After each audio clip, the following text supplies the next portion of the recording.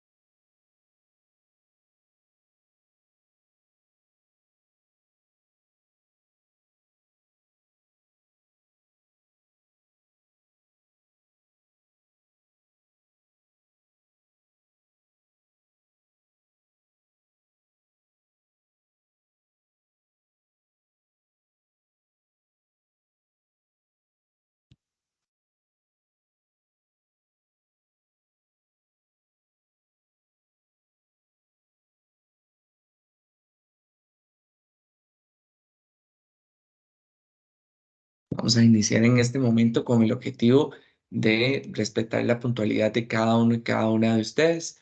Un gusto en saludarles. Mi nombre es Gabriel Sandí. Yo soy el coordinador de extensión de la carrera de Ingeniería Industrial. El día de hoy estamos con la quinta charla de nuestro programa Tech Week y contamos con la presencia del señor David Asofeifa, quien va a ser la persona que nos va a estar facilitando la charla de hoy titulada Fundamentos de la Nube. Les cuento que David tiene actualmente el papel de arquitecto senior de soluciones en la nube para Microsoft. Su trabajo se centra específicamente en la aplicación de la tecnología de datos para el desarrollo de soluciones en la nube para distintas industrias.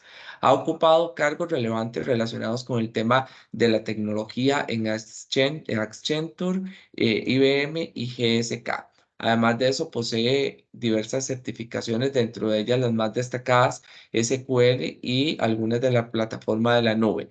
Además de eso, él cuenta con una licenciatura en tecnologías de la información para la gestión empresarial y una maestría en psicología industrial y organizacional. Bienvenido, David.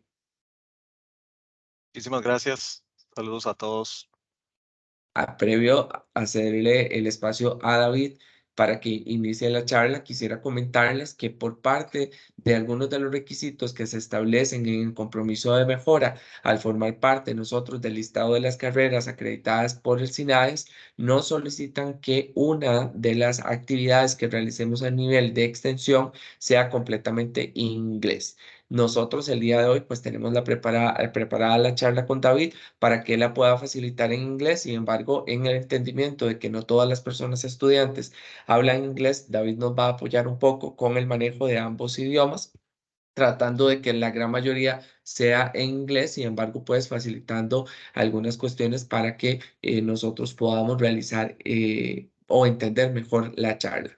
Importante también comentarles que David nos acompaña desde Microsoft, Estados Unidos, ¿verdad? Allá en América del Norte se encuentra, entonces es un charlista internacional que hoy nos acompaña.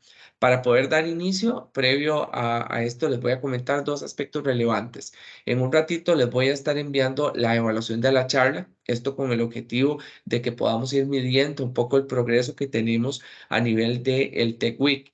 Y también voy a estar enviándoles eso en los primeros minutos, una pequeña encuesta que les va a aparecer justamente en medio de la pantalla, con el fin de que ustedes se identifiquen como personas estudiantes, como personas egresadas, como docentes, como administrativos o como público en general. Esto también forma parte de las estadísticas que nosotros tenemos que presentar dentro del informe.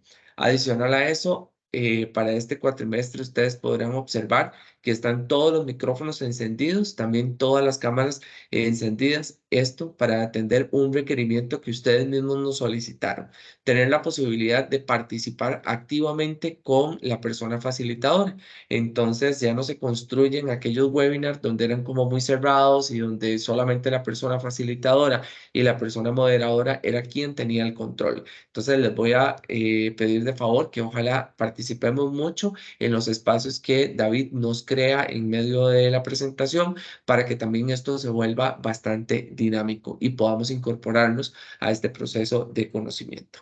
Tengamos cuidado también con el tema de los micrófonos y las cámaras que de repente se encienden en media charla o en medio incluso en medio de alguna consulta que realizan algunas personas y nos tiende a interrumpir. Entonces, nada más, por favor, estemos pilas con ello. Sin más preámbulo, bienvenido nuevamente, David. Un gusto en volverte a ver y pues el espacio virtual es tuyo. Muchísimas gracias. Quería hacer una propuesta con respecto al formato del idioma, porque yo sé que puede ser un poco complicado dar todo el contenido en ambos idiomas, digamos, hacerlo totalmente bilingüe, tal vez no sea práctico. Lo que estaba pensando es que tal vez yo puedo hacer la presentación en inglés y hacer pausas frecuentes en las que las personas puedan hacerme preguntas y esas preguntas pueden ser en español y yo las respondo en español. Tal vez Adelante. podríamos usar ese Claro. formato para como poder hacerlo bilingüe, pero sin tener que duplicar todo el contenido. No sé si les parece. Sí, sí, por supuesto, David. Ok, genial, genial. Todavía no veo caras. Me gustaría ver un poco más personas acá. Voy a empezar un poquito en español, nada más la parte de mi presentación. Me gusta mucho, bueno, muchas gracias, Gabriel, por toda la presentación que hiciste con respecto a mi background y todo este tema. Bueno, ya empecé con el inglés, bien. Empecé con el Spanglish. Voy a hacerlo bastante más informal. Voy a hacerlo bastante más informal. Me gusta que sea bien dinámico, que tengamos la confianza de hacer preguntas. El tema es fundamentos de la nube. Sé que el tema de nube es un concepto que se habla bastante, se habla mucho y quiero dar algunas pautas o algunos conocimientos básicos de esto. No es mi idea meterme profundísimo en los temas, pero sí quiero que sea súper flexible. Yo tengo un contenido acá que lo tengo listo en el PowerPoint, pero si alguien tiene una pregunta, con toda confianza, por favor, hágamela. Este tema da, digamos, pie a un montón de conversaciones más profundas, ¿verdad? En algún momento vamos a hablar ahí de cuestiones, por ejemplo, como ChatGPT, por ejemplo. Es un tema que es todo un tema en sí mismo, ¿verdad? Pero si alguien tiene alguna pregunta y quiere saber un poco más de algunas de esas cosas, por favor háganmelo saber. Una de las razones de esto es que algunos otros colegas míos, también de Microsoft, van a estar participando de algunas otras sesiones en el futuro. Entonces, a mí me gustaría capturar un poco el interés y la dirección que ustedes tengan en esta charla para poder también encauzar mejor las charlas subsiguientes. Entonces, eso es parte también del objetivo de mi parte. Eh, quiero presentarme. Bueno, soy David Azofeifa. Como muchos sabrán, Azofeifa es un apellido que solo casi en Costa Rica existe, ¿verdad? Entonces, obviamente soy tico. Aquí se puede ver, hecho en Costa Rica, ¿verdad? Eh, empecé Empecé a trabajar en Microsoft hace más de 6 años, en Microsoft en Costa Rica, y tuve la oportunidad de aplicar una posición basada en California, en Microsoft, Estados Unidos, para la zona oeste, en la ciudad de San Francisco, y eso ocurrió hace 4 años. Deme un segundito que ya vi que mi PowerPoint está queriendo avanzar solito. Deme un momento para pararlo, para asegurarme que eso no suceda. Perfecto. Entonces tuve la oportunidad de aplicar a esta posición, básicamente haciendo lo mismo para el mercado estadounidense, y me moví a la zona de California hace 4 años más o menos.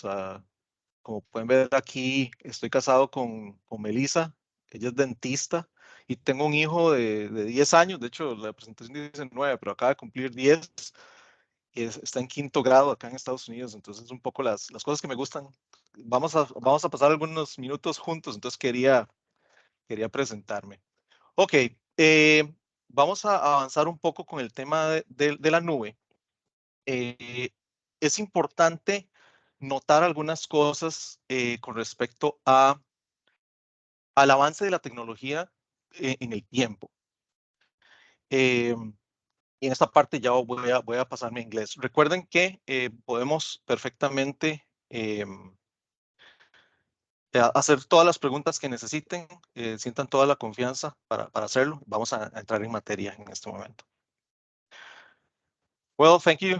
Thank you everybody for being here. Today we're going to talk about some cloud fundamentals, and the idea is to share some concepts and some terminology with you related to what is known as the cloud, right? So what is the cloud is part of the questions that we're going to answer today. But let me start with this timeline here that you can see on screen, where everything started many years ago, more than 50 years ago, in what we call the mainframe era, which is, the super huge computers that filled entire rooms in the old days. Entire rooms just for a super huge computer that process data super slowly compared to what we can do today. But that's where everything started. Then in the 80s, this huge change happened where people were actually able to have their own computers. So it's the personal computer era, right? So that's where the first Macintosh computer started, and where the first PCs started, and even before Windows even existed. If anybody here is old enough, like me, to remember the DOS days where everything was text based, and I remember the days where the mouse actually appeared, and it was like incredible. Oh, you can use a mouse to control the computer, etc. So that's everything that happened in the 80s. Later, there was the mobility era, which is okay. We can have super compact computers, right? Like this, right? This is a computer in iPads, tablets, all this type of miniaturized computers, let's say, that are smaller in form factor, but powerful enough to do things that not even the mainframes in the 70s could even think of, right? So there are things that your phone can do that the personal computers in those days couldn't, right? So it's incredible the power of computing that the mobility era had and all the different devices that appear with that. Later, in the 2010s, right, uh, it started what we call the cloud era. And what is the cloud? So the cloud means that instead of each company or each organization having their own computers and their own servers to do all the work and everything that they need, everything is put in a different place that we call the cloud. We're going to go a little deeper in what exactly that means. But basically, the idea is that instead of each company having their own data centers, there are these humongous shared data centers that companies like Microsoft or Amazon or Google offer. So you can host your servers and your applications and your databases and everything uh, in this environment that we call the cloud. It is not really in the sky, it's not really a cloud. We just call it in that way because it's kind of virtual in the sense that you don't own it, you just kind of rent it, right? So instead of owning, it's kind of a rental. We can think about that in that way. And then starting in the 2020s, which we are, is where we call the ubiquity era, which is we are not just talking about computers or devices. We're talking about internet everywhere, right? So you have refrigerators, you have even the laundry equipment, you have sensors, even the outlets, lighting, everything that is connected to the internet, and you can control all those things with your mobile device, for example. So right now here, I just put the Christmas tree here at home, and one of the things that I do is that I can control where the Christmas tree is on or off with my cell phone, for example. Every car now has internet, all this GPS type of things to locate things. Internet is everywhere. So we're talking about microcomputers. Like sometimes there's just like a tiny device that is connected to the internet. So if you see here all this progress over the years, it's becoming like more and more and more things connected to the internet and smaller in size and more powerful every time. Of course, now we're talking about this type of devices like, glasses with cameras, and even like Neuralink that Elon Musk is talking about, like, all this type of chips inside of your brain and all this crazy stuff that is going on now. So that's where we're going, right? So every time, everything more miniature and everything more fast and more powerful and in more massively connected to the internet. So that's where I wanted to just lay out this first timeline here so we can all be in the same page related to that. So I want to stop right now to see if there's any questions. By the way, you can type your questions also in the chat, and I will be more than happy to answer that as well. But if anybody has a question, please go ahead and raise your hand, and you can ask your question in español.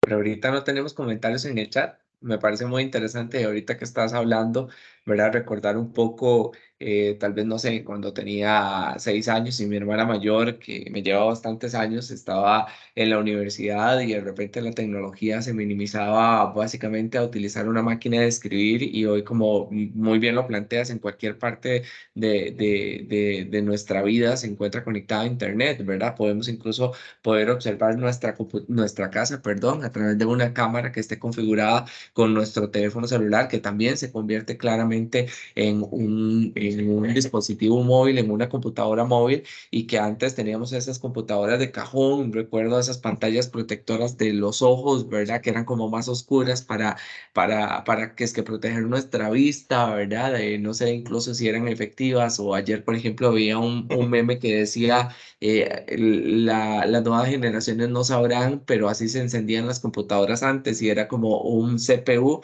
y alguien lo estaba prendiendo con el dedo del pie porque así lo encendíamos anteriormente, ¿verdad? Y hoy todo se resume a aparatos mucho más pequeños y mucho más efectivos. Y ahora, por supuesto, con este concepto de almacenaje en la nube, que pues los que recordaremos habemos pasado por disquete, por discos y por llaves mayas y algunos otros elementos que se alejaban mucho de la gran tecnología que tenemos ahora. Voy a aprovechar eso que acabas de decir de las llaves Maya y de los. Yo no sé si recuerda alguien aquí, si es suficientemente maduro, voy a decir esa palabra, para Gracias, recordar gracias. las épocas en las que uno respaldaba las fotos, por ejemplo, y los videos que uno tomaba con, bueno, antes las fotos eran en un álbum de papel, pero ya con la venida, digamos, de las cámaras digitales, eh, y uno respaldaba eso, qué sé yo, con un quemador de CDs. Entonces uno lo quemaba en CD. Después aparecieron los quemadores de DVDs. Después los discos duros externos, ¿verdad? Después las llaves mayas, que ya son mucho más poderosas. Y ahora se utilizan almacenamiento en la nube, que es, por cierto, súper recomendable. De hecho, quería hacer este paréntesis para recomendarle a todos los que están aquí en esta charla que no tienen un respaldo de sus fotos y videos y cosas importantes que no pueden darse el lujo de perder. Por favor, dejen de ponerlas en llaves mayas, porque un día esa llave maya va a fallar, o alguien, algún virus se le mete o algo, y eso puede perderse.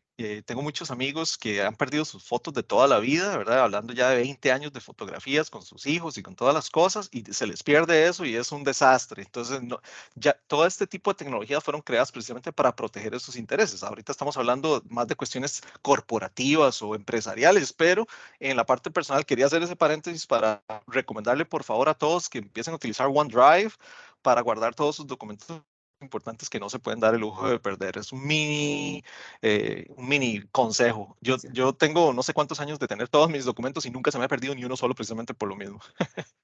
Ahora hacían en el chat un comentario, don Rolando Molina, y decía: mi primera llave Maya era de 128K y era carísima, Ah, ¿verdad? Y me acuerdo precisamente de eso, ¿verdad? El costo, y hoy tenemos pues acceso a estas cuestiones de la nube completamente gratuitas, con un almacenaje pues limitado, pero suficiente para algunos de exacto. nosotros. Y ahora que vos mencionas este tema, me parece muy interesante porque no es solo el hecho del virus. Es que, David, la evolución de los aparatos tecnológicos han llegado incluso a excluir algunos elementos. Por ejemplo, mi computadora, Ujú. que no es tan nueva, la compré hace 8 años, no tiene ni siquiera para disco, ¿verdad? Porque es una Mac Mira, y está orientada a otra tecnología. Y ahora peor aún, porque hay que comprar dispositivos para adaptar algunos otros dispositivos para el ingreso de ese dispositivo. Entonces, incluso ya ni tan siquiera tienen ese acceso, ¿verdad?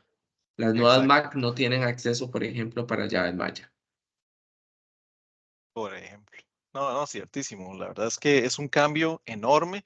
Y bueno, ni hablar de esta parte que habla aquí del este ubiquity era, ¿verdad? Cuando aquí, bueno, la refrigeradora, la lavadora y la secadora todas están conectadas a internet y entre ellas se hablan. Yo pongo la ropa a lavar y cuando termina, le dice a la secadora cuánto tiempo tiene que secar, tomando en cuenta los cálculos que hace, digamos, de la ropa que estaba ahí. Y todo eso me lo avisa por el app porque manda la información a internet. Los termostatos del aire acondicionado, todas esas cosas, calefacción, todo eso se controla desde el celular usando aplicaciones e internet. Es increíble a lo que hemos llegado, digamos, con toda esa parte de smart homes, ¿verdad? Que es un concepto interesantísimo. A mí me encanta todo eso, apagar dispositivos y encenderlos y luces y todo con una aplicación así. Eso es súper conveniente. Y ni se diga de la parte de GPS que yo estaba mencionando ahora en inglés, que era todo el tema de rastrear cosas como por ejemplo los carros, o no sé si han visto los AirTags estos de Apple, ¿verdad? Que uno los pone no sé, en un bulto o en un maletín o una maleta cuando uno viaja y eso le va diciendo a usted en el mapa dónde está a través de internet también. Es increíble ese tipo de tecnologías, lo útiles y lo lo que ayudan, digamos, en cosas cotidianas que antes había que hacer de otra manera o que simplemente no se podía, ¿verdad? Okay, so I'm gonna jump to the next slide here, and this is maybe something that well, some of you may have seen in the past. And this is what is called the pizza model, or yeah, it's like the pizza model. Let's call it like that. And so I'm gonna show you something before. So if you want to eat a pizza, right? Let's think of 4 ways you can do that. You can get a pizza. So first of all, you can make it at home, right? You can, but you need to buy all the ingredients. You also need to have an oven, and you need all the, whatever materials you need to bake the pizza, right? And so if you see here in this, let me.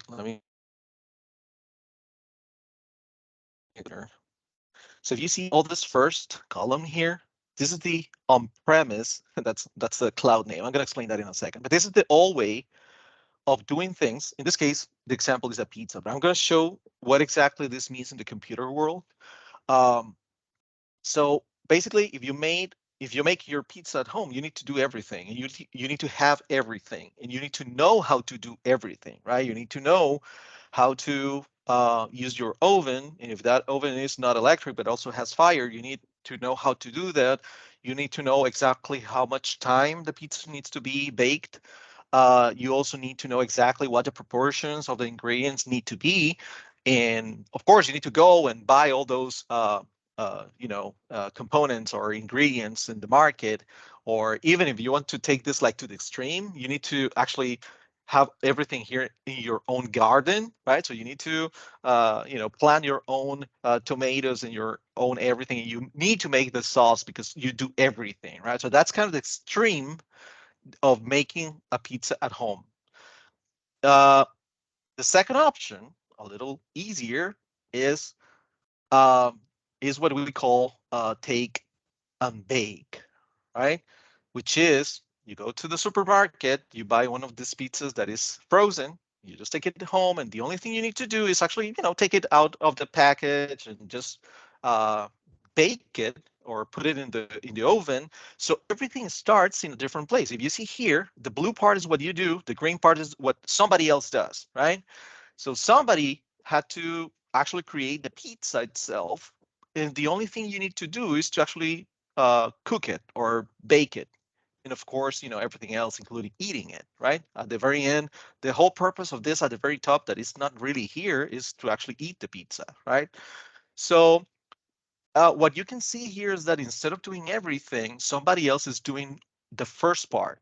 So it's making your life a little easier, right? The next one is pizza delivery, right? Instead of going to the supermarket and having the frozen thing, and you just call, the pizza delivery guys, and they do almost everything. The only thing you need to put is, the drinks and maybe the table, but the pizza arrives ready, right? You don't even need to bake it, right? If you see the logical progress of this is that in one step you do less and somebody else does more of the process. At the very end of this example, dining out means like somebody else is doing everything, even the tables and everything. This is where when you go to the restaurant and you just order a pizza and you just sit there waiting for your pizza to be ready, you don't need to worry about everything else that is happening behind the scenes. The only thing you need to worry about is eating the pizza, right? So this is kind of the total opposite of the first column here, right? Where you have to do everything.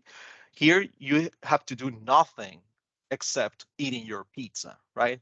So why is all this crazy example here? This is pretty much what happens in the computer world as well.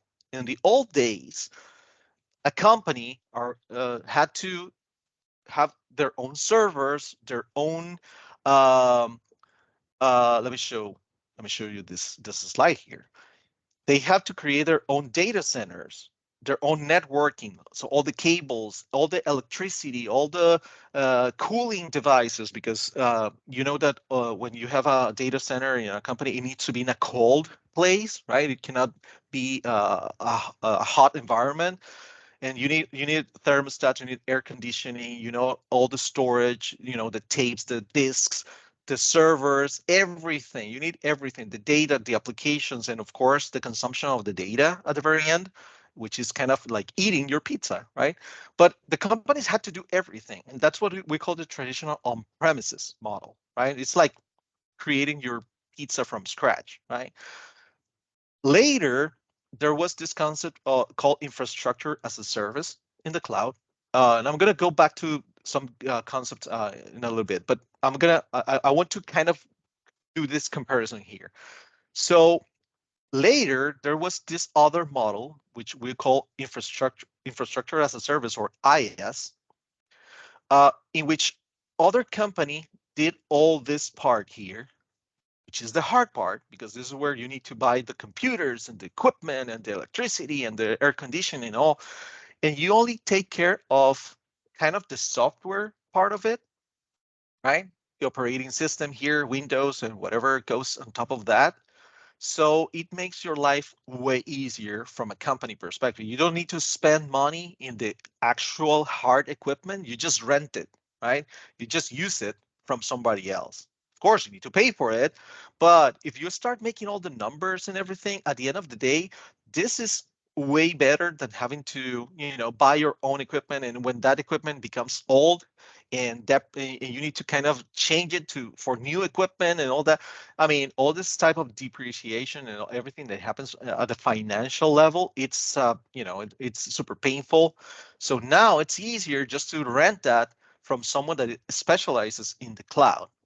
And this is what we start calling the cloud. The cloud is nothing but that place that you rent, so you can put your operating system and your applications and everything on top of that.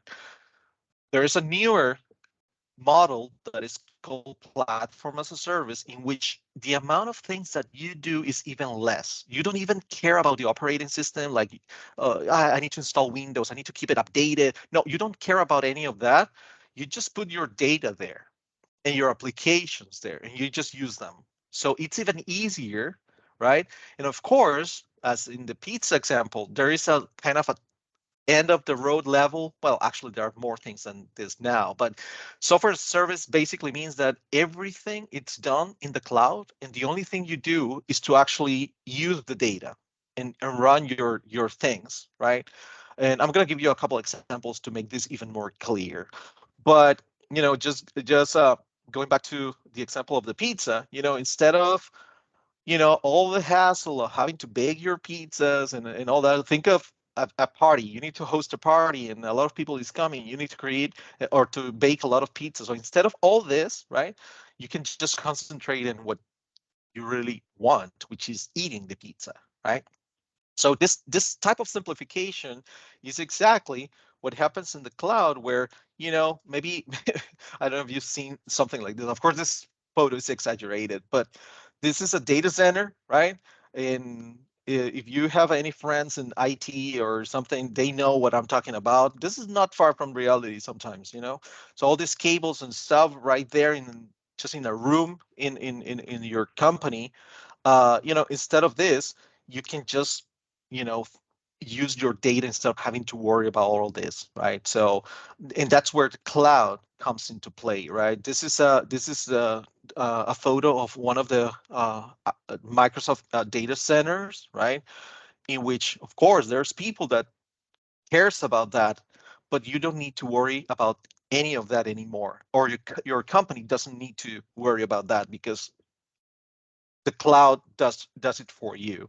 But how does the cloud look like? I mean, how is it? How is an Azure data center? This is what I'm talking about, right? So these are buildings, and by the way, this is only one. If you see here, there's another one that is kind of separated. By the way, this other one, the secondary data center here, has a totally separate power grid, a totally separate water and cooling equipment. So these two here, even if they are close to each other are totally independent from the power perspective, from a lot of perspectives, just to make them independent. So if one fails for whatever reason, like a power outage, of course there are power alternatives here, like wind turbines and all this. If this fails, this other is not in the same place. Of course, what happens if there's kind of a hurricane or an earthquake, and both of these just got destroyed for whatever reason. So there are other data centers in other parts of the world, right? So this is a totally different data center located in other places. By the way, this one, the first one, this is in Amsterdam. So this is actually in Europe, in the Netherlands. So you can have your data copied in multiple places around the world without even having to worry about that, because the data kind of floats, and that's where the concept of a cloud comes, right? We start talking about all this types of geographically dispersed objects and data and applications and servers, and everything is everywhere. So you don't need to worry about what happens if something fails. More recently, we announced uh, something very interesting, which is this ship here is actually deploying this data center that is going to sit in the under the water in the ocean, right? So this is a totally new type of thing, because this is totally separate even from surface problems like wind and hurricanes. All that, this just lies in the depths of the ocean, right? And you know it's even protected to from things like like nuclear type of attacks and stuff like that, and wars and all this type of things. So it's a totally new level of protecting your data. So this capsule here is full of servers and full of storage and full of hard drives and all this type of things. And of course, this gets connected to the internet using, the submarine cables and all that. So, just for you to have an idea of what the cloud actually looks like, right? So it's interesting to have a cloud under the water, right? So that's what the cloud is. I want to know if there's any question, alguna pregunta hasta el momento sobre el concepto de la nube. Este es el momento de hacerla en español.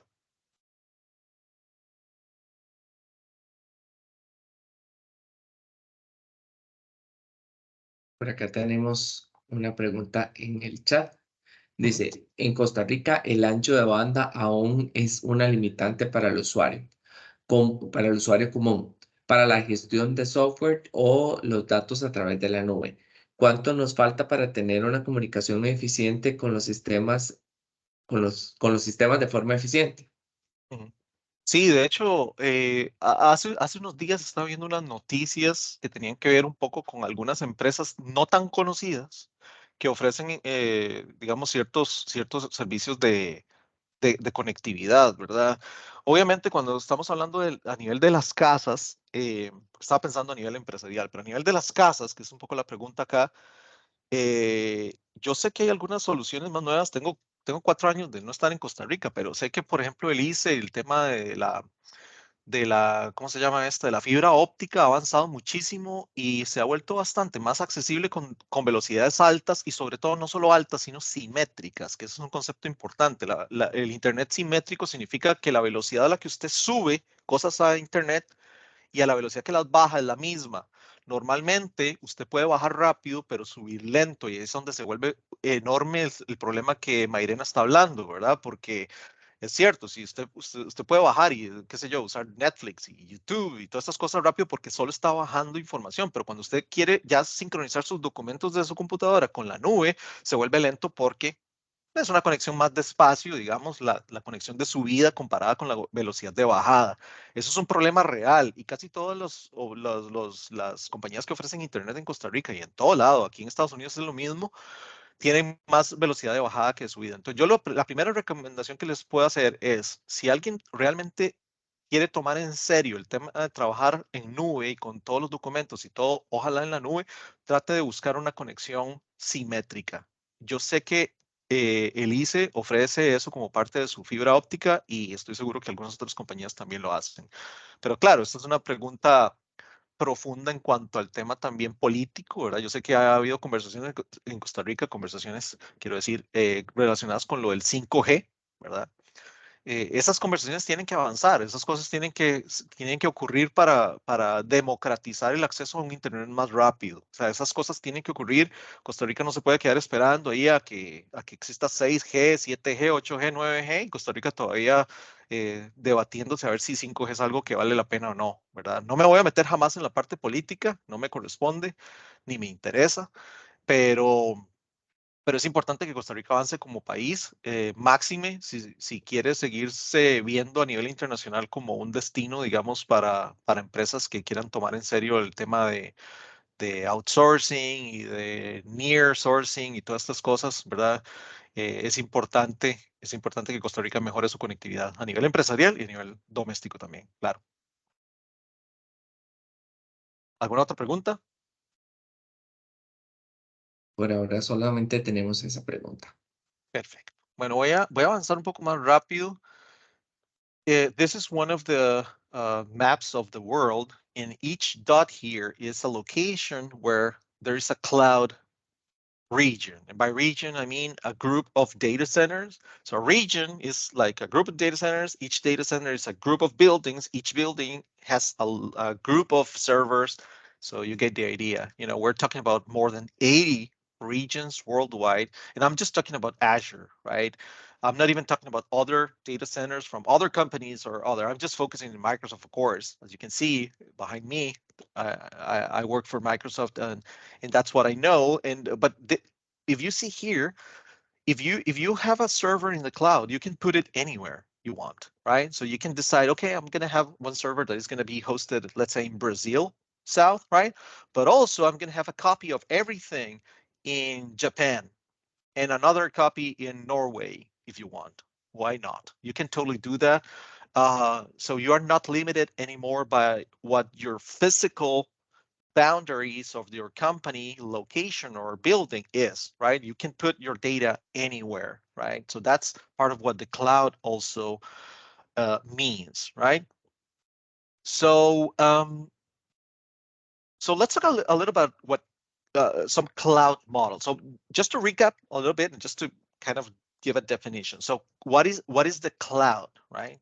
So cloud in general is the delivery or the existence of computer services over the internet, right? Which enables faster innovation, flexible resources, and economies of scale. What is economies of scale? That means that maybe right now you have a company, right? Maybe you are the owner of a small business or something, and you need, I don't know, 3 servers. And 3 servers are okay. But in 10 years, maybe you're going to need 30 servers because your company is going to grow. You're going to have more people, and not just 30 servers, but you will need servers in other locations because you're no longer just in San Jose, for example. You will also have one branch of your company, I don't know, in Guanacaste, and maybe another in Panama. Who knows, right? So if your company starts growing, you need to scale. And in the past, when you had to scale, that meant that you had to buy new equipment, and maybe there's not good providers of that equipment in the new location that you are trying to open. It's super complicated, or it used to be complicated. So now, instead of doing that, you can put everything in the cloud, and you only need to worry about the connectivity, which is a great question from Mairena. Of course, you still need to worry about connectivity, but as you know, the technology progresses and the country, in this case Costa Rica, advances in the implementation of all these technologies like 5G, you know, everything here is going to become even more doable and more, you know, easy to achieve, right? So that's what is the cloud. Is you can put compute, right? So it's the processing power. You can also put networking, and you can put all the storage, right? So all the data, and also the analysis of that data, everything happening somewhere else that is not inside of your data centers, right? And that's where we start talking about concepts like the public cloud. So what is a public cloud? It's a cloud provider like Microsoft, right? That you can rent equipment from us, right? So in this case, Microsoft can offer you hosting, so you can put your systems and your data and everything, your analytics and your reports and everything there. And that's pretty much what a public cloud is. It's a company that offers this for everyone, right? There's also this concept of a private cloud, which is kind of the old stuff. Is okay, you have your own mini cloud inside of your building, right? You are responsible to do everything, right? That's what it's called, a public cloud. Sorry, a private cloud. The difference between this and the old days is that the private cloud is connected to the internet. So if you work from, still able to connect to your work, do things where your documents and everything, because the company is exposed, or it's accessible from the internet. Let's not use the word exposed. It sounds like a security breach or something, but it's accessible from the internet if you want, or if you need. So that's kind of the concept of a private cloud. And of course, there is a mix of both. So sometimes your company may want to have some things locally, right? But other things in the public cloud. And that's super common. And actually, I would totally recommend that if you are thinking of having certain things. I mean, having a mix of both makes more sense, right? There are things that need to be kind of, close and fast and ready, but other things you can have in the cloud. So for example, I'm going to give an example here.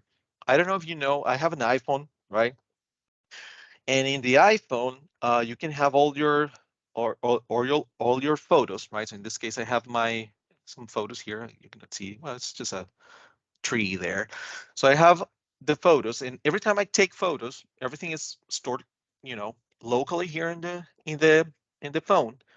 But I also have the option that, from time to time, it sends all the photos, a copy of the photos, to the cloud.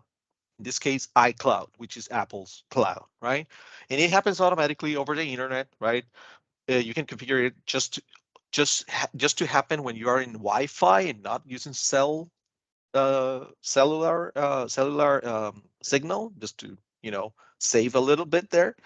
But that's kind of the idea. You can have a hybrid. So this photo you see here, it's in both locations. This is both in my phone and it's also in the cloud. So it kind of works as a backup, right? Just try to think of that exact same thing with your company data, with your, I don't know, all your financial information for your company. You cannot afford to have all that information only locally. What happens if there's a disaster? What happens if, for whatever reason, that information is lost or damaged, right? Or breached, even from a security perspective? What if someone gets into that and do something like a ransomware type of problem, that they, basically take your data and ask for money in exchange of it, right? All these type of situations. So when you have multiple copies of your data, particularly if that data is in many places in the world at the same time, that makes everything safer and more protected in the long run. So just think about it. I mean, for me personally, my photos and my videos are super valuable. I cannot afford to lose them. So I have everything, like 6 or 7 copies of all my photos somewhere in the cloud. That's just how important my photos are for me. So exactly the same idea for your company. Whatever is important for your company needs to be protected beyond the limitations of a local storage. Any questions and preguntas aquí en este momento? Tenemos una pregunta registrada en el chat que dice Rolando. David, ¿qué le falta a Costa Rica para ser para ser un país que pueda tener un data center de Microsoft? ¿Qué características buscan? La generación de energía verde no es un punto a tomar en cuenta, no es atractivo para Microsoft. Sí, esta pregunta ya me la han hecho en otras ocasiones. Gracias, Rolando, por esta pregunta. Se consideran muchísimas cosas. De hecho, debo decir que Costa Rica es un buen candidato para un data center de Microsoft Azure. Es algo que yo sé que se ha discutido en algún momento. Desgraciadamente, la razón por la que no se ha podido concretar esto, y sí se ha concretado con otros países como Brasil y Chile, y creo que hay otro en Colombia que está a punto de crearse, es por el tema, digamos, de la redundancia eléctrica, o sea, la estabilidad la plataforma eléctrica del país no tiene las características tan premium como lo que se exige para un data center de Microsoft. Y, por supuesto, la parte de la conectividad. Entonces, aunque existe conectividad bastante buena y hay varios cables submarinos que tienen sus estaciones en Costa Rica, no se ha logrado llegar nunca a un acuerdo satisfactorio, digamos, en ese aspecto sobre la utilización de algún cable de esos. Además, Microsoft, cuando pone data centers, nosotros normalmente no compartimos los cables con el Internet público, sino que son cables cableados privados. Entonces tiene que haber una inversión, digamos, de Microsoft para hacer llegar el cable submarino desde el nodo, digamos, submarino que está en el Caribe, ¿verdad? Hay otro en el Pacífico, pero está más lejos. El del Caribe probablemente sea mejor. Entonces, el nodo que se extiende desde ahí, todo ese cable y toda esa fibra es fibra propiedad de Microsoft porque Azure tiene que ser privado por una cuestión de seguridad y de otras cosas. Esa inversión no se ha decidido hacer porque nunca ha habido, digamos, un acuerdo al respecto. Y por supuesto, y todos los países compiten para eso, ¿verdad? Imagínense la cantidad de empleos que esto generaría, pero yo no diría que estamos súper lejos. Yo diría que lo que hace falta tal vez es un poquito de voluntad política, como siempre, ¿verdad? Pero si se lograra hacer alguna negociación, creo que Costa Rica podría ser un candidato. Bueno, definitivamente en Centroamérica sería el mejor candidato. Tal vez solo Panamá podría hacer algo de competencia en ese aspecto y Panamá tiene algunas ventajas con respecto a la proximidad. Digamos, la distancia de la ciudad de Panamá, por ejemplo, con el mar, a donde pasan los cables, es mucho menor, ¿verdad? Que la distancia que sería a San José o Heredia, que es donde probablemente estaría un data center, ¿verdad?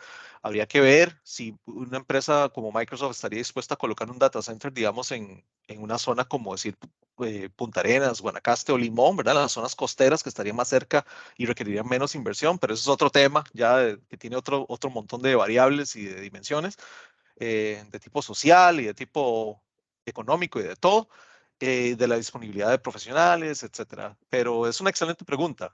Yo sé que se ha hablado de eso porque en algún momento escuché esa conversación y creo que lo que le falta es no tanto, creo que no le falta tanto a Costa Rica para lograrlo. Ya lo ha hecho con empresas como Intel, ya lo ha hecho con otro montón de empresas que vienen pronto hacia Costa Rica como inversión extranjera también bueno, y todas las inversiones que se han hecho a nivel, digamos, de la parte de dispositivos médicos, que es impresionante. Pero en este caso sí requiere una inversión de infraestructura muchísimo más grande en conectividad, en seguridad y en estabilidad de la red eléctrica. Muchas gracias, David. Por ahora solamente ese comentario y pues ahí teníamos la manita arriba de Rolando diciendo que gracias por la respuesta. Claro. Eh, hay, hay varias razones. There are many reasons to consider the cloud uh, instead of just keeping your data locally, right? So this slide tries to kind of highlight some of those needs that typically drives a company towards the cloud instead of keeping the data locally, right? So I just talked about security threats, for example. I mean, it's easier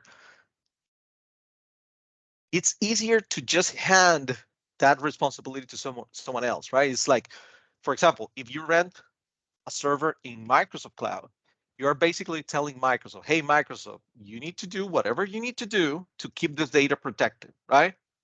So if any hacking happens or whatever, Microsoft is going to be responsible. You are no longer responsible of that. And that's good for a company, right? And for Microsoft, what that means is, okay, now we need to protect the data of every single company in the world. And by the way, let me show the next slide because it mentions some of the companies, and actually almost every single Fortune, company uses Microsoft Azure to save their data. These are just examples of companies that actually use Azure. So all the big ones are here, right? There's an interesting conversation that I was part of recently about Amazon, because of course, Amazon Web Services is one of our competitors, right? But it's interesting because they just decided to buy, I think it was around $1 billion of Microsoft products So it's interesting. They're competitors, but also our customers, right? That kind of tells you about the quality of what the Microsoft Cloud offers, right? So particularly that purchase and you know transaction was about all the Office stuff, all the Copilot that is coming, and it's going to be crazy. Basically, it writes the documents for you, creates the presentations in PowerPoint for you. You just use some sort of chat GPT way to ask for things, and it generates all the content. It's just incredible. So even Amazon is using that. So just for you to have that. So what I was saying is, all these companies that are trusting this, it's because they don't want to deal with all these problems themselves. It's just better to pay someone else to do that, right? That's exactly what they're doing, right? And I was talking about data center expiry. When the equipment becomes super old and you need to change it, you don't need to do that anymore, because that's what Microsoft does for you, right? And also when you do, well, that's about hardware and software refresh, security, compliance, etc. About compliance, by the way, compliance means following all the rules and all the requirements from governments. So this is another thing. You don't need to worry about knowing how to protect these things, right? Uh, just imagine a company that maybe has a locate like a building or operations in Costa Rica, but they have customers in Europe, so they need to respect all the European laws about data protection, right? Like GDPR, for example. So all these type of things, instead of worrying about that, it's just better to just pay someone else to do that. So it's part of what the cloud idea is. You don't need to buy. You don't need to make the pizza from scratch. You just pay someone else to do it for you, right? So that is exactly the idea. Um, when we are talking about the cloud, so in Microsoft we have a big cloud. It has a lot of different stuff there, and maybe you're familiar with some of these concepts here, and maybe not familiar with others, right? So today I've been talking a lot about Azure in particular, which is kind of the pure cloud component, but also I bet you've been using Office 365. By the way, today's call is hosted in Teams, which is part of Office 365, or what we call now Microsoft 365, which is kind of an extension of that. Microsoft Dynamics is a suite of uh, enterprise applications like ERPs and systems to control manufacturing and sales and marketing, all that type of uh, things. So that's Dynamics. Visual Studio is all the tools and applications and products that are done or are created for developers. So people that are programmers and database developers and all this type of people, they use products that are part of the Visual Studio world. And the newest addition to this is the Microsoft Fabric Cloud, which is maybe you have seen this product that is called Power BI, which is kind of a reporting tool that you can see your data and create graphs and charts and all that. So Fabric is Power BI is part of what we call Fabric. So Fabric is the newest addition. It's all about data consumption, data analytics, and but all this is what we call the Microsoft Cloud. So what I want you to think is that there are a lot of things that have been changing. By the way, I don't know if this is a good example. Office, right? So if you remember, like 20 years ago, there was Word, PowerPoint, Excel, all this in your computer, right?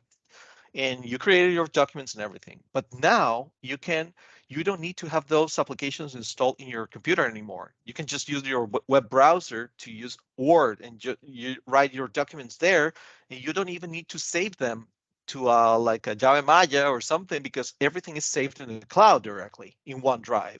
So all this is changing. I mean, even the application that you are super used to use, like Office, right? PowerPoint, Excel, you can do it everything now from your web browser. Actually, I have all these applications as well in my phone, so I can totally go to and use Excel in my phone here, and I have Excel here, and I can just change data here and do things in my spreadsheets and all that in the data, I don't even need to download the data and upload it and just send an email to someone to put it back where it was.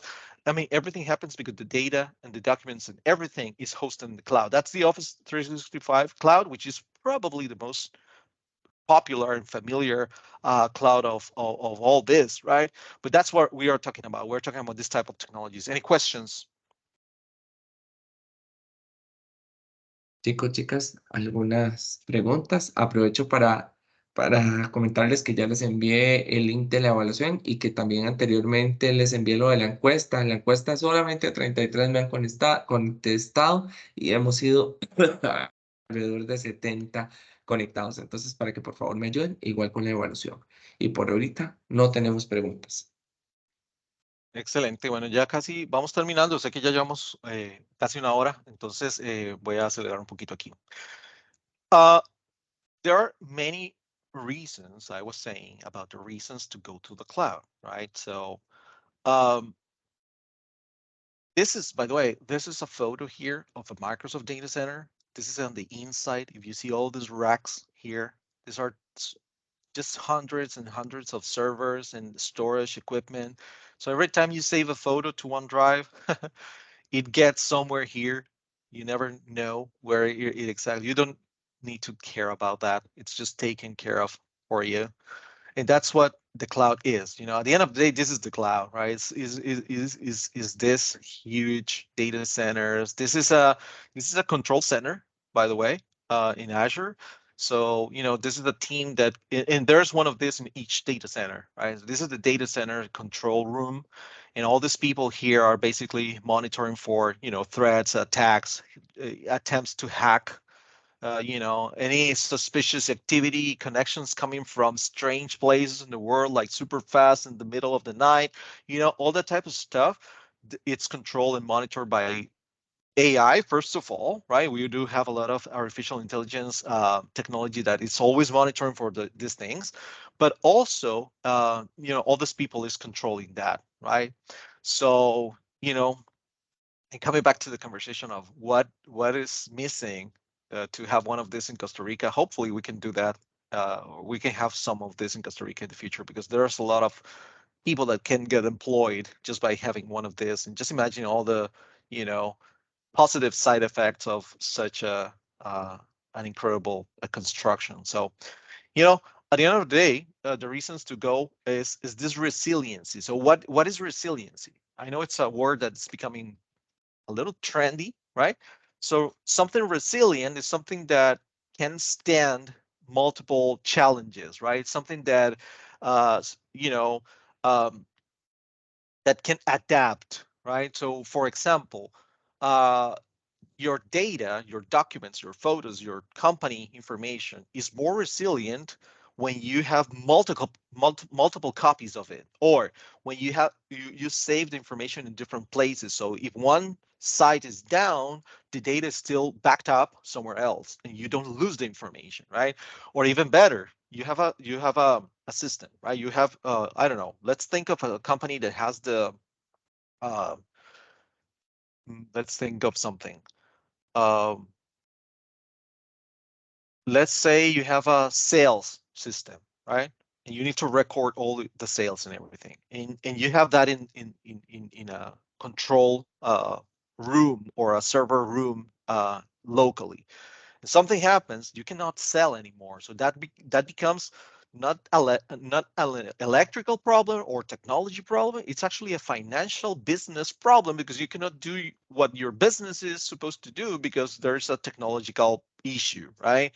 So something you can do about that is instead of having that, let's put it in the cloud, right? If you want to do it even better, you don't rely only with one internet connection, right? What happens if for some reason you're using, I don't know, the uh, fibra óptica del ICE, right? You're using that, and all of a sudden that it's down for any reason, you need to have a secondary way to connect to the internet, and that's all about resiliency, right? So that's what resiliency means, is how to protect things using multiple copies of everything, right? multiple connections to the internet, multiple instances of your data in different parts of the world even, right? So that's what we're talking about. And that is something that is super important for companies, right? And that's what resiliency means. And that's probably the major reason to be in the cloud is precisely that, right? Is the fact that you can have the safety net in case of issues, in case of disaster, in case of hacking, in case of ransomware, in case of any of these problems, right? Other thing that is important, it has to do with something that I mentioned before, is the fact that everything is connected now, right? And I like this slide a lot because it tells me a lot of things that are now connected to the internet, and then you can interact with them, you can control them using the internet and the cloud and all this type of things. And these are the dogs is interesting here, right? So here in the United States, at least in California, I don't know other states, but here in California, it's a requirement to have some special types of microchips, in your dogs, in your pets. So there are ways to track who is the owner of a missing pet, for example, right? And of course, there are versions of that already has some sort of GPS tracker or something, so you can always know where your dog is, right? And and those are the things that are important for a lot of people, right? When you need to have to track, for example, the fleet, right? All the trucks, where the company cars are right now. Are they traveling like too fast? Are they parked at strange locations that they shouldn't be? This place is not in the route, and it happens to be just somewhere you know suspicious, let's say. I was going to give examples, but I'm gonna skip that. But you know, uh, so all these type of things are important, and everything here is what we call IoT. I just wanted to mention that word because you're gonna hear this a lot if you aren't already. It's Internet of Things or Internet de las Cosas. So that's kind of this concept. All the cars now have some sort of GPS tracker, vending machines, of course, etc. So all this type of thing. Look at this, cows. You know, for all the big milk and meat producers here in California, they do have this type of GPS trackers in their even in their cattle, so they can track where they are. We're talking about humongous spaces. So all this is important. The buses. I don't know if you've I don't know if this is available in Costa Rica at this time. I don't think it is yet, but it's going to be awesome when it is. But basically here in San Francisco, for example, if I go to San Francisco, there's an app that I can use that tells me exactly where the next bus is. So I'm right here in the bus stop, and it tells me the next bus is coming. It even shows the map, and I can know exactly what time is going to be in a different stop where I'm going, right? So all these type of things are super synchronized with the internet, and you can always know exactly the next train or the next, ferry, or the next, of course, the next plane, right? All this type of things. So all this is what we call IoT. Any questions about IoT or anything about this? No vemos en el chat todavía ni manitas levantadas. Cool. The Internet of Things is one of the reasons the cloud exists. Think about it. If you have all these connected things and there is nowhere to consolidate that information, and of course, all this information, it's connected for a reason. It's not just because it's cool, right? If you have, for example, all these engines, you have, equipment in your factories, right? You have a company has a lot of machines for production, right? The factory floor, that's the example I'm giving. So you can have all these things and you can consolidate that data and do analytics and make decisions that are, business related. So for example, you can know if you have a sensor in your machine, right, in the plant, you have a sensor there that tells you, hey, this machine is heating too much. It's like becoming abnormal. You need to check it.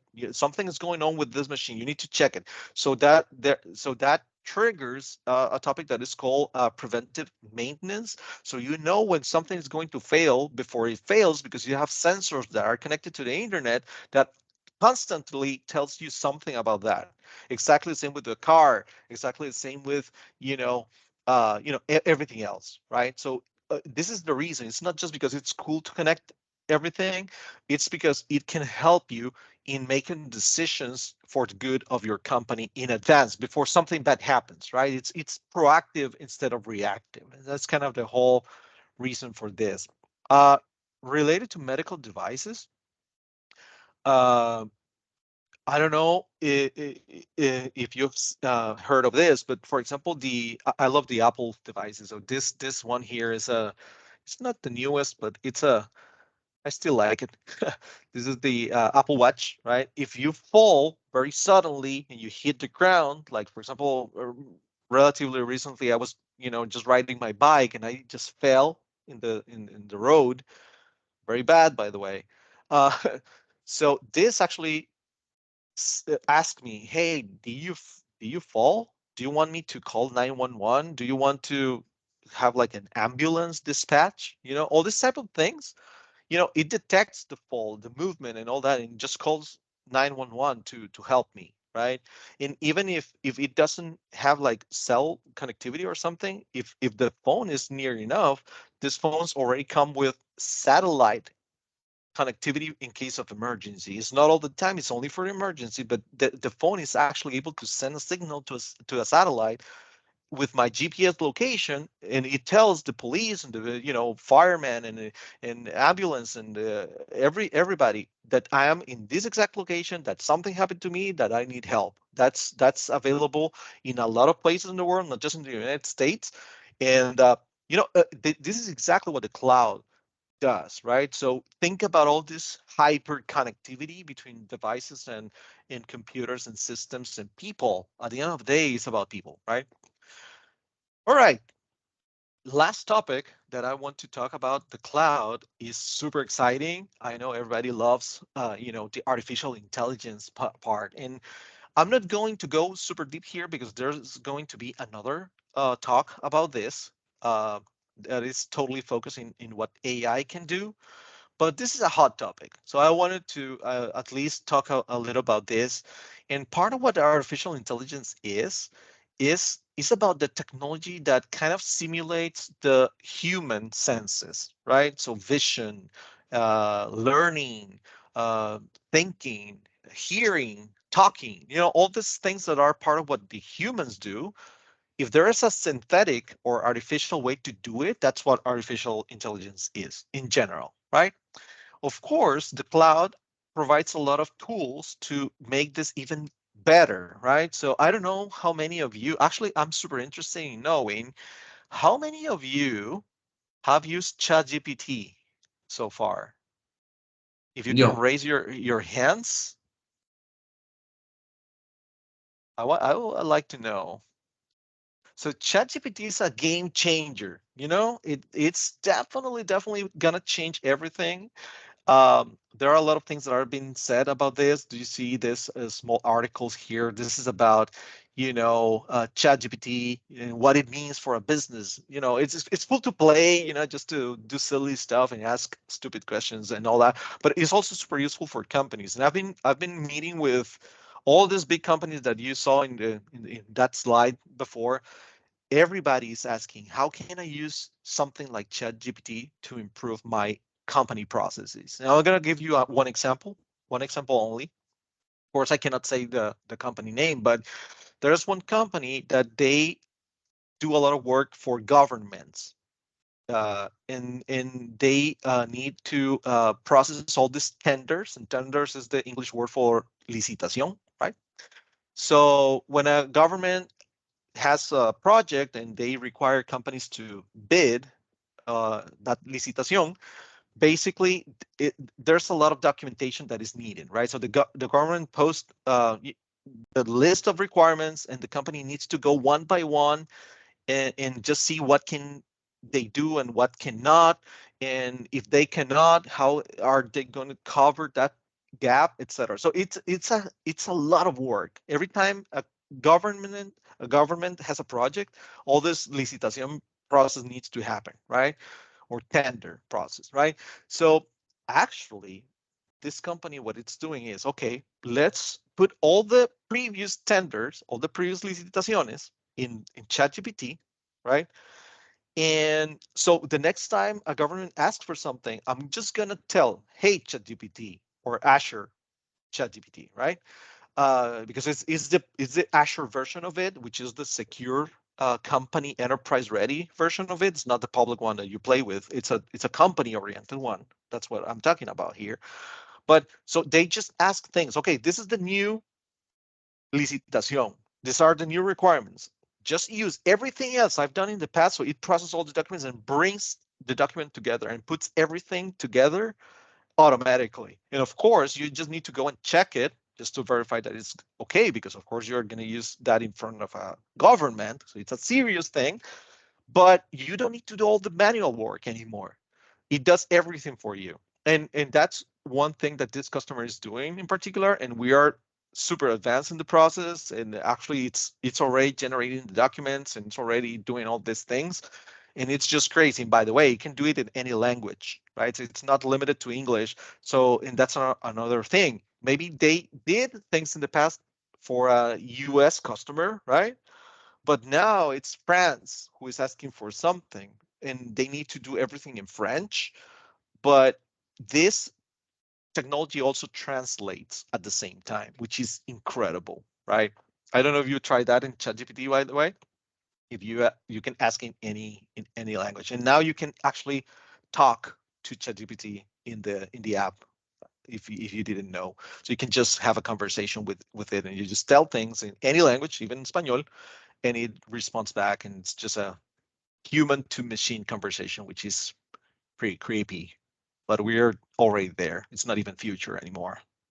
So, a lot of companies doing this type of stuff. These are other publicly available examples, things that can be done. This is incredible. CarMax, estimate that just one person would take 11 years to do what OpenAI, which is kind of the parent technology of ChatGPT, was able to do in days, right? Just by training the model and just by generating everything. 11 years. That's what we were talking about. And of course, this is going to be even more extreme eventually. Uh, this is about savings. This is an insurance company, Progressive, right? That is saving $10 million per year just by using ChatGPT oriented bots and technologies, right? Et cetera, et cetera. And as this, there are millions of examples. So, at the end of the day, that's what artificial intelligence is, things that can recognize things, objects using some sort of artificial vision, right? There is a very touching, actually, let me try to find that here.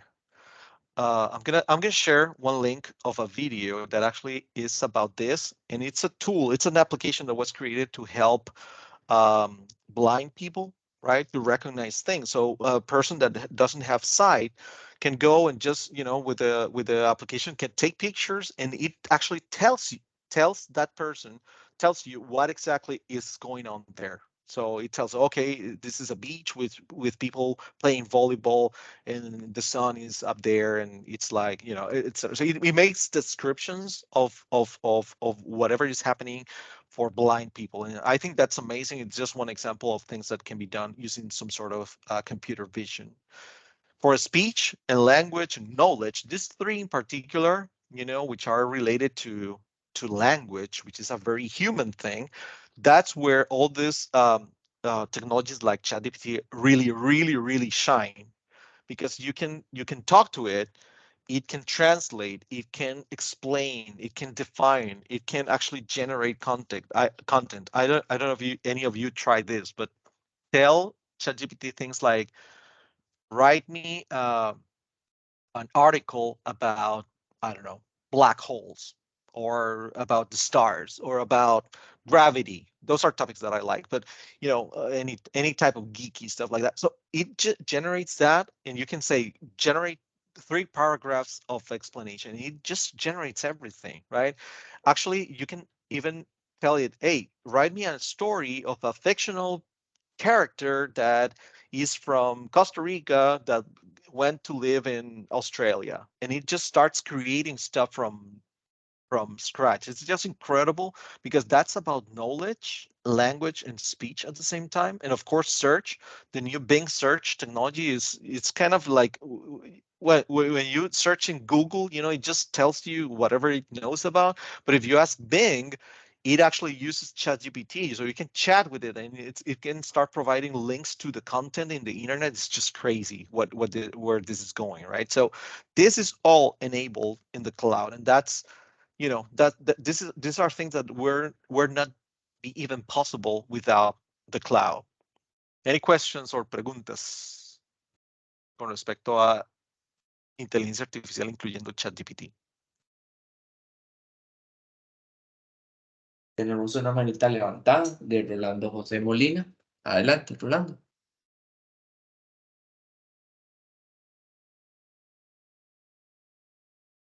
Rolando, creo que de repente fue como un error. Si no, pues No, no es que tendríamos que ver estaba. ahorita. ¿No? ¿Me escuchas ahí, Gabriel? Sí, Sí, Sí, sí, súper. era perfectamente. un error ahí con el micrófono. Ok. Gracias, Gabriel, y un saludo para David.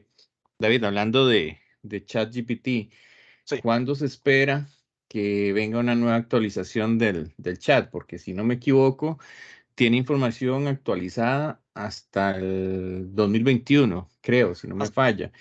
Sí. Sí, el modelo ChatGPT, bueno, el modelo GPT-3, ¿verdad? Que es el en el que se basó la primera versión de ChatGPT, tenía un corte en el 2021, efectivamente. El corte que se hizo para ChatGPT 4 o para GPT-4, que es en lo que se basa ChatGPT 4, tiene el corte en el 2022, subió un año. Y ayer o antier habilitaron en ChatGPT ya para la versión 4, solo para la 4, que es la que es paga, por cierto, eh, está disponible ya que busque en Internet. O sea, ya puede buscar información actual.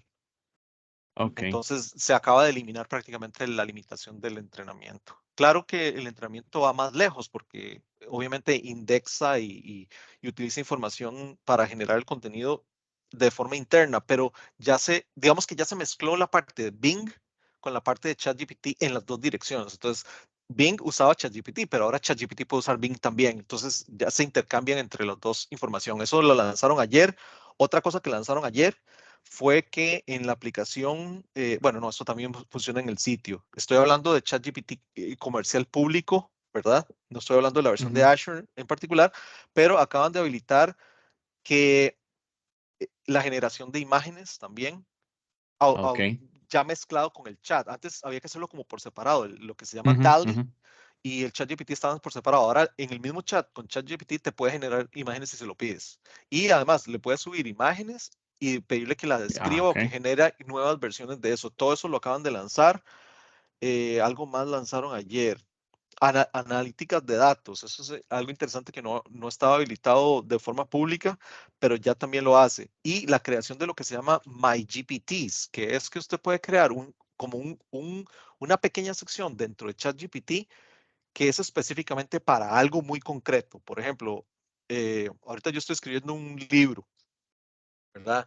Entonces tengo yo creé un ChatGPT que me ayuda y yo le puedo inyectar contenido. Digamos, yo puedo, eh, funciona como attachments. Entonces yo puedo meterle documentos de los Ujú. que yo me quiero basar y entonces todo lo que me genera me lo hace en el contexto de lo que yo le estoy proveyendo. Entonces no es totalmente abierto de lo que estoy haciendo, sino que lo puedo enfocar como a un dominio, digamos, de conocimiento de los documentos que yo le suministre. Entonces es como una especie de ChatGPT un poco más acotado, digamos, que yo le puedo restringir a lo que yo quiera y además tiene, digamos, un enfoque que yo le quiera dar, en este caso, de escribir un libro. Pero hay una serie de nuevos GPTs que se crearon para eso. Lo voy a Ok. mostrar aquí para que lo vea. Esto es Eso algo es para bien. la, Esto es eso esto. eso que me mencionas es para la versión paga. Es para la versión paga porque solo está disponible para ChatGPT 4 y la versión gratis solo usa ChatGPT 3.5. Entonces esto solo está para la versión paga. Sí. Entonces aquí, Y aquí tenés está. ¿Tenés el dato del monto de la versión paga? Que no me acuerdo, Creo que vale sinceramente. como $20 por mes, si no me equivoco. Ok, Creo que es algo así. Entonces, aquí, digamos, está diferentes cosas que se pueden hacer con eso, con este. Entonces, por ejemplo, yo puedo crear uno nuevo, ¿verdad? Entonces, yo aquí le configuro qué es exactamente lo que quiero hacer con él. Entonces, yo lo puedo configurar, le puedo poner un nombre, le puedo decir de qué se trate, le puedo subir aquí es donde se suben los documentos para el conocimiento que uno le va a dar, digamos. perfecto. Es increíble, es increíble. Esto lo lanzaron Ujú. ayer como el mediodía más o menos. Ya he estado todo este tiempo jugando con esto porque está impresionante lo que se puede hacer con él. Perfecto. No, esa era mi consulta. Muchas gracias, David. Claro, claro, con gusto. ¿Alguna otra pregunta? ¿Algún otro tema? Sé que estamos pasadísimos de tiempo y es viernes. Así que de No, una vez pero no, despide. no hay ningún comentario, pero creo que están bien entretenidos. Debe ser que ya todo el mundo está en modo viernes. Ujú.